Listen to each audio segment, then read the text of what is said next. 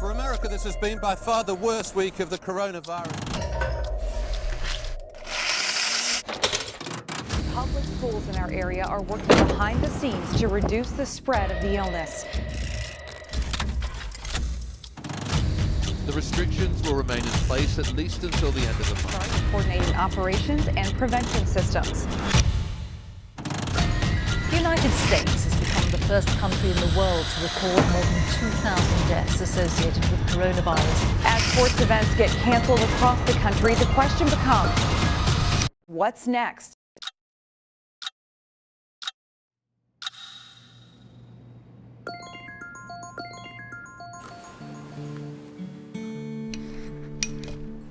I feel like when COVID hit, it was a little bit of a slow burn for me. I always need to maintain hope and positivity. And that's something that I feel in racing. You hope the finish line is around the next corner. You hope that the hill's gonna end soon. You hope, you hope, you hope. That's what gets you through the race. So when COVID hit, I hoped that it would be 2 weeks to flatten the curve. I hoped that in a month we'd be back to racing. I think the real bummer was when that last race date came and went. We're like, dang, we went basically a whole year without anything. That was crazy. I'm a very type A person, so I like my whole life to be planned, accounted for, written down. I remember this moment that was incredibly overwhelming when I opened my race spreadsheet and I saw all of these races in the postponed indefinitely column and almost no races on the race calendar. That was a tough moment for sure.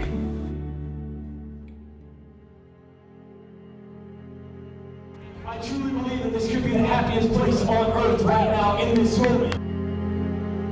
This is your place. This is your time. Welcome to the Mid-South. The Mid-South happened. It was an awesome event. It poured rain, and it was some of the gnarliest mud I've ever experienced. It was just a 6.5 hour death march, survival party, pretty much. Payson and I both had great stories of perseverance for that race, and we were both fortunate enough to come away with the win. Typically when you win the opening major race of the year, it's good and bad because you get one on the board early, sort of takes some pressure off, but at the same time it sort of adds pressure because then everyone expects you to win again.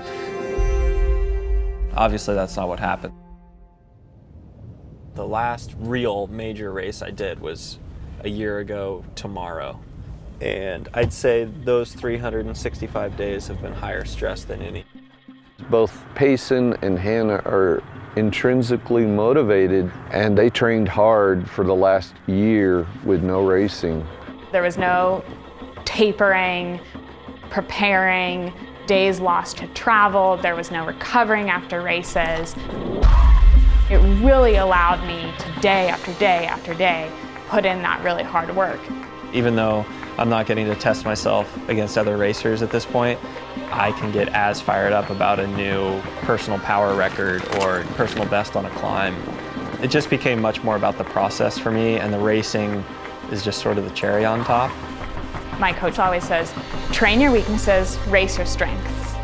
I saw my whole training chart elevate to see that at the end of it all and think, wow, okay, I really did make progress. It's not just a mindset, it is a physical thing that happened.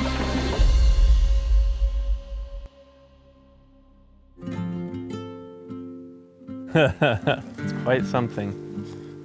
Hippie compound. And I almost still think of it as home. Literally right here is where I learned how to ride a bike. This was a really important year because it was just 100% up to me and my own survival and how much I wanted to make it. Had to just become an entrepreneur and learn a whole bunch of stuff on my own. Industry has definitely undergone change. The pandemic is one thing, but just the whole reckoning our country went through from a social awareness standpoint. Hopefully every industry realized that some progress really needed to be made. I think as athletes, we are viewed a lot of different ways by a lot of different people. From a community standpoint, at least I hope we're there to inspire, to motivate, to teach, to encourage. And a lot of the ways that we can easily do that is at a race. But you take that race away, a lot of sponsors were looking at how are you still interacting with your community outside of sport. From an industry standpoint, social media has been more important than ever because we haven't had the opportunity to get on start lines. Some athletes enjoy it and really leaned into that. Other athletes, it's just a necessary evil. Then there's some other athletes that just really don't mess with it at all. Like if you wanted to, you could spend every waking hour putting effort into it. So it can be a little bit of a black hole. Sponsors maybe, there'll be more races next year, I hear.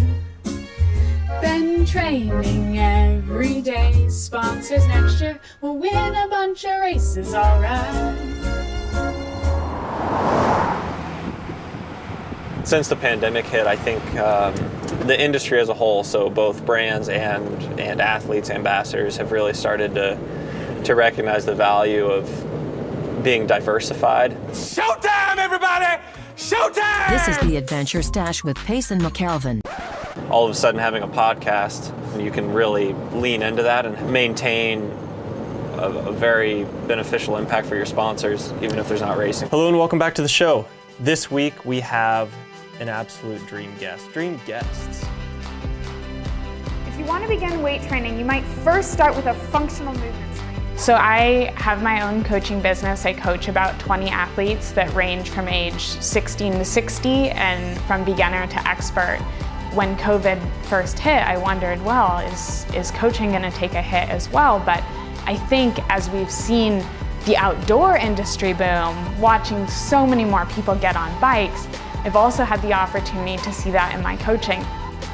It made me think about my career in a completely different way. There's this tradition of just racing every other weekend and traveling just as much, and I kind of realized, that's not necessary. Like there's so many awesome races out there, but there's a lot of other really cool ways to have an impact and inspiring things to do as an athlete that aren't traditional races. I think that COVID could be a stifling situation, but it wasn't that for me. It was an opportunity for me to grow as time seemingly stood still. I'm ready to compete. I know that I'm stronger than ever, but it also reminded me why and how much I love riding my bike. It's very typical for athletes to come back stronger after an injury, and this was sort of a forced break in the same way. When you're in the middle of it, it's super frustrating. You think, oh no, my future is slipping away, and you start having all these doubts. But once you get past that, your resolve got such a boost. A lot of times you're more motivated, more focused, have different perspectives. We're able to set new goals, and you just come back in so much stronger. So sort of the same thing has happened with this pandemic year. Learned a lot, had some time to reflect, and like to think that a lot of us will come out stronger, for sure. Stronger and just better across the board, yeah. Hi. Hey, how's it going? You're looking super tan. Oh, I thank you.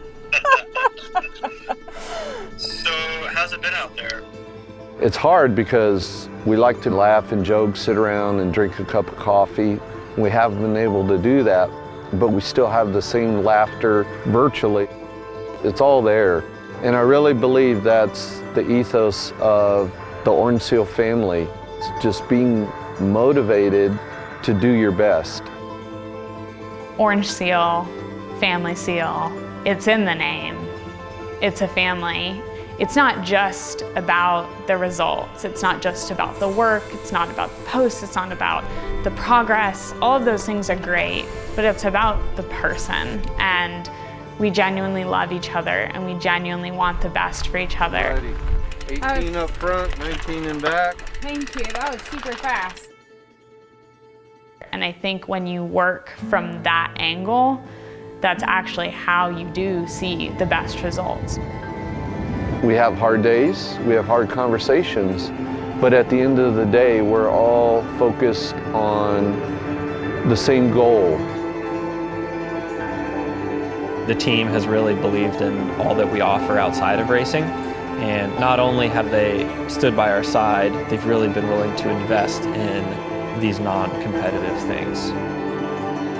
Sometimes the obstacle is the way, I guess.